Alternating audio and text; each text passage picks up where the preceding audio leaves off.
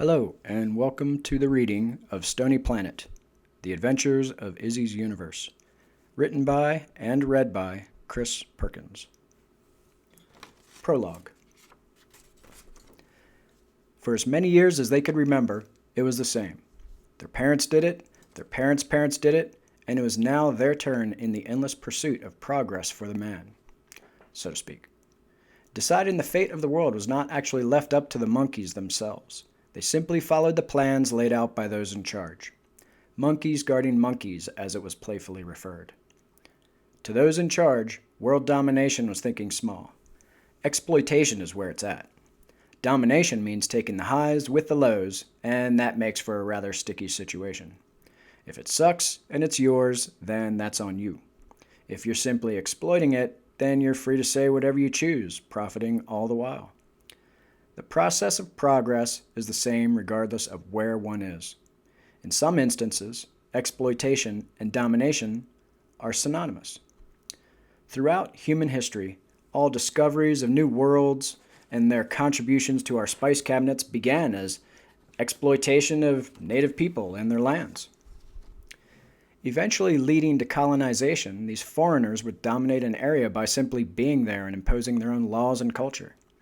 It begins as a crapshoot, but once one has the upper hand such as tactical experience and superior firepower, the odds tend to sway heavily, and occasionally being mistaken for a god can help as well. Sometimes there's rebellion, and sometimes not. Many beings have died in the name of progress, most of which need not have, and almost none of whom were responsible.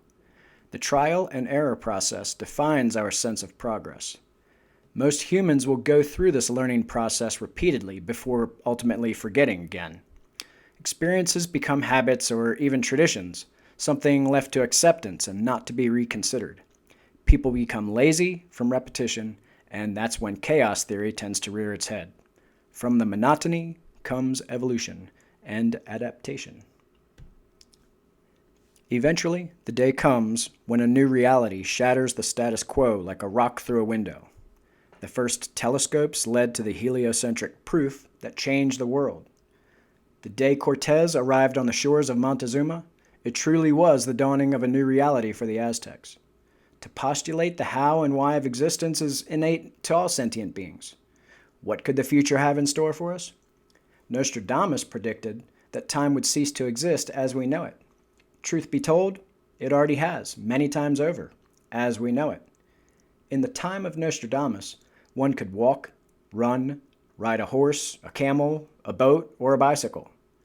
10,000 years before that, man trembled at the thought of crossing a lake, let alone taking a sea voyage. Today, we can fly across the planet and propel objects arbitrarily into relatively deep space. The speed at which we travel has warped our sense of time, and through natural evolution, it will take us further, faster, as our technologies improve. Eventually, we may only need walk into the quantum foam and instantly reappear at our intended destination, although this could take 1,000 years, forever, or just a few moments from now. It's a rather vague and harmless prediction that anyone with a good working knowledge of language could easily duplicate. Predicting the end of times could be applied to any large-scale planetary disaster. Tomorrow, we could be washed back into a Pangeatic Stone Age due to tectonic shift, global warming, nuclear war, collision with an asteroid, or cyber attack on the world's power grids. Who knows? Perhaps the less likely apocalyptic assault on ignorance will enable us to discover the intricacies of space and time travel. If we do survive this present pursuit of progress, perhaps we will bounce when we finally hit bottom. Chapter 1. Ridiculous images of reality were pouring through Izzy's toasted little melon like an X-ray, leaving an everlasting impression on his senses. Watching and waiting for something to wake them from their hallucination, looking for the pause button to see if they saw what television so eloquently conditioned them into accepting as plausible. This couldn't be real. Dumbfounded, yet needing validation to his experience, Izzy smacked Bruce to get his attention. "It's like the first time I saw a tornado. I had no idea they actually got that big," said Izzy. You could fit an entire town inside that thing, said Bruce. And for the first time they broke eye contact with the spectacle before them. Overcome with this epiphany, Izzy nearly fell out of his chair, attempting to ponder the not-so-secrets of the universe. Before concern for their own safety had arrived, it was gone.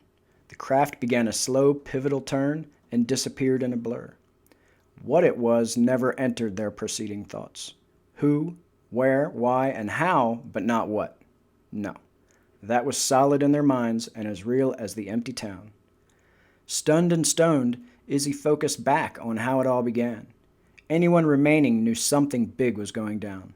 Neutron bombs, terrorists, biological warfare, and the boogeyman were all just eliminated from the equation. Where did they all go? That's where. Sucked up like little grains of sand in the carpet, piled up in plastic display cases for all they knew. The how and why battled for the spotlight on Izzy's mental stage. And of course the eternal question, why am I here? Only this time, it had a much more immediate relevance. Several weeks had passed since anyone heard from the residents of Fort Collins or the many other towns and cities across the planet that mysteriously disappeared. The answers to these questions and more plagued the two that had been passed over. The lack of closure tormented them the most. Not knowing if the townspeople were alive, dead, or something worse cluttered their thoughts like LA traffic. What lies in wait for them? How bad could it be up ahead? Is there a detour or a bypass they could get off at? Finally, Bruce stands up, nearly reaching the peak of the house. There's only one thing to do. What's that? Says Izzy. Half-hearted joke. Bong hits. Reaching the best possible solution, the two retreated from the portal edge to discuss lesser topics and gain a little perspective. Of course, things kept circling around to the situation at hand. How could it not? All the bong hits in the world could not wipe that slate clean, and eventually they realized that the only path to follow was the one of self-preservation. A collage of thoughts formed in his cloudy mind. This won't have a Hollywood ending seemed to echo in the background, while the faces of his missing friends flashed by intermingled with crappy pseudo-patriotic images of Will Smith and Chuck Norris kicking butt. Can't wait to see how we fuck this one up, said Bruce. Indeed, it is, after all, what we are best at, n'est-ce pas? Working from the knowledge of day one and the bullshit that eventually began streaming online mixed with tweeds and liquor, and a somewhat logical interpretation of the accounts began to take shape, literally. In permanent marker, the story sphere took shape, covering most of the living room wall. Being in the middle of painting the house, Izzy thought this was okay and kind of cool. It was simplistic. The story, as they knew it, happens exactly the way it appears on the wall. No need to go searching for pages of information underneath weeks of partying and planetary indifference. It was right there to be worked on by anyone at any time. So there it is, up on the wall, spreading from the center, just above the TV, out almost to the corners of the room, and up as far as Bruce, the taller of the two, could reach. It read like a wall of hieroglyphs. Everything on the wall pertained to what was going on in the center. Words, as well as crude pictographs, were telling of a particular place in time, an event that would affect the future of all life here on this planet. Okay, hieroglyphs may have been what they thought to be creating, but to most observers, it was probably more reminiscent of a wild night up in the caves a million years ago. The first part of the translation goes something like this.